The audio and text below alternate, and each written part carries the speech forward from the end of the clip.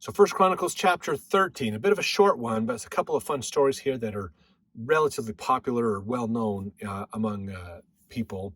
So in this chapter, remember David, when he became king, he goes and gets the ark. So the ark is at Kirjath Jearim, where the old temple was, the old tabernacle of Moses. And he says, bring the ark to Jerusalem. We want to go get it and bring it here, basically, to bring it in. They fetch it. If I remember right, in fact, also there was Saul took it from excuse me, I want to make sure I'm clear on this. Saul didn't take the ark or leave it out there with the tabernacle. Saul took the ark to fight the Philistines, and the Philistines got it. And then the Philistines got cursed by it, and the Philistines gave it back.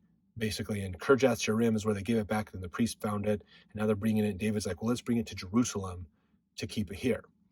So verse 1, David consulted the captains of thousands and hundreds with every leader, said unto all congregations of Israel, if it seem good unto you that it be of the Lord our God, let us send abroad unto our brethren everywhere that are left in all the land of Israel, and with them also to the priests and Levites which are in their cities and suburbs, that they may gather themselves unto us.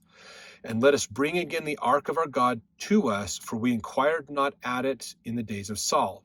So meaning, we never went and asked, we never basically prayed before the ark of the covenant to God for help, because Saul went wicked and was crazy. So now let's bring it back. Let's restore this back. Verse 4, and all the congregation said they would do so, for the thing was right in the eyes of all the people. So David gathered all Israel together from Shihor of Egypt even unto the entering of Hamath, to bring the ark of God from Kirjath Jearim. And David went up and all Israel to Bala, that is, to Kirjath Jearim, which belonged to Judah, to bring up thence the ark of the God, the Lord, that dwelleth between the cherubims, whose name was called on it. And they carried the ark of God in a new cart out of the house of Abinadab, and Uzzah and Ahio drave the cart. And David and all Israel played before God with all their might, and with singing, with harps, with psalteries, with timbrels, with cymbals, and with trumpets. And this is, there's so much more to the story we get in Samuel, in fact. This pretty good. Verse 9, when they came unto the threshing floor of Chidon, Uzzah put forth his hand to hold the ark, for the oxen stumbled. Remember, this is the famous story of Uzzah. He puts the oxen stumbled, the cart tips, Uzzah goes to steady the ark, and what happens? Verse 10, the anger of the Lord was kindled against Uzzah, and he smote him because he put his hand to the ark, and there he died before God. And David was displeased because the Lord had made a breach upon Uzzah, and wherefore that place is called Perez Uzzah to this day. David was afraid of God that day, saying, how shall I bring the ark of God home to me? So David brought not the ark home to himself to the city of David, but carried aside to the house of Obed-Edom the Gittite. So he's like, I'm afraid because of what happened.